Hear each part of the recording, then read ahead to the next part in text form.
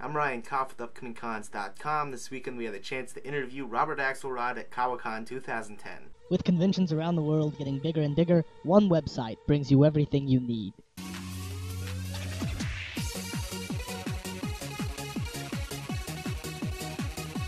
UpcomingCons.com brings you insider coverage of anime conventions across the country, showing you the most complete on-the-ground perspective ever.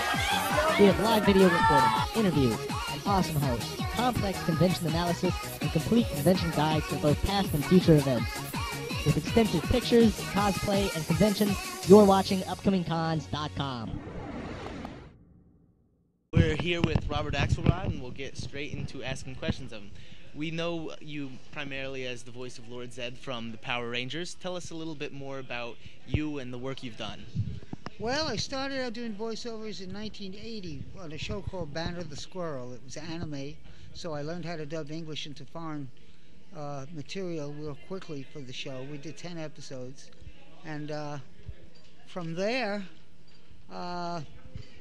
anime was just starting to, and the whole field of dubbing English into foreign product was just starting to grow in Los Angeles. So I went from job to job to job and built up a reputation, and then I was working quite a bit, and then Lord Zed came along, and that really catapulted everything. The Power Rangers took everyone by surprise and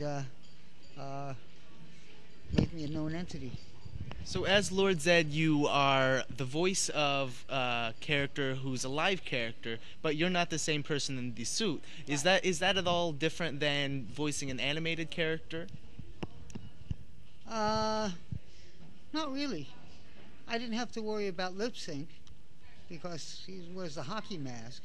Once in a while you see his chin move, but I had to go on his body expressions, his body language, where to stress, what to stress, and hopefully sync up the lines with his body movements, with his body language. So that was the challenge there. Did you get to work with any of the live actors, people like who were the Power Rangers, Johnny Young Bosch? And did you get to work with any of those people, or were you sort of behind the stage doing the voice? I was in the studio doing the voice in post-production. In other words, it was already it was already taped, already filmed, and I went in the studio in post-production where all the sound is being done, and that's where I did the soundtrack. Okay, so I didn't get to work with any of the on-camera actors that much. I would run into them if they were coming into the studio to do some voiceover work, some voice work on the show, and I'd run into them that way. Right, because in those outfits they probably were doing the same thing. When they were wearing the helmets with the face masks, they had to. That was all they had to dub the voice in post production. Right. Voices in post production. So. And they had and they had the same challenges I did. They had to go on the movements. Power up now. That kind of thing. So in all your roles so far, what do you think have been the favorites and the ones that were most fun for you?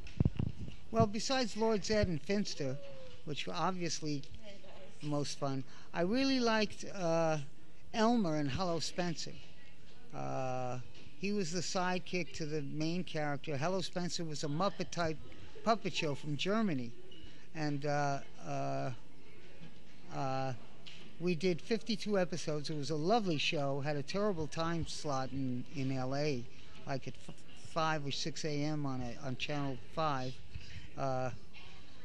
But that's one of my favorites. And Ratso Katso in Wowzer, which played on the Family Channel for 2 or 3 years. We did 104 episodes of that. That's another favorite of mine. Have there been any roles that have been particularly hard or maybe difficult on the voice? Yeah, I just did a video game not too long ago called Dawn of Darkness, where I played Thanatos, who was a Russian character. And the director wanted me to growl all my lines, and that was very tough. Had to do like this. I will set the equipment so it will destroy everybody. And I had to growl my voice, and it was a rather long role. That would get tiring on the voice fast. So, tough.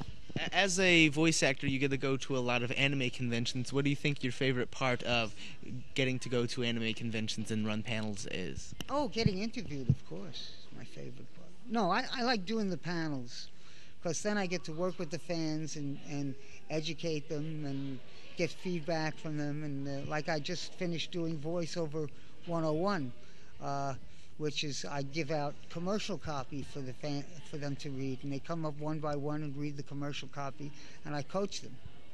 So that's really neat. So in your Voiceover 101 panel we just saw, most of the scripts were from commercials and advertisements. What does that relate to anime and voice acting in general? Is most of the work you do advertising for voice acting in general? Or? Well, that's a good part of the work I do is advertising, and voice work is voice work. Like I was saying in my Voiceover 101, in whatever project you have, it's a story, a little story you're telling, whether it's dubbing for anime or doing a commercial for Chili's to go. With a beginning, middle, and end, and you ask yourself who, what, when, where, why, and how. Who are you? Who are you talking to? What's going on in the scene, etc., etc. And you're creating a character and communicating. So there it's the same. Any tips for aspiring voice actors or people who want to get into voice acting? Yeah. And this is the last question. Go to classes, learn, and practice at home. Thanks so much, Robert. Okay. Good talking to you.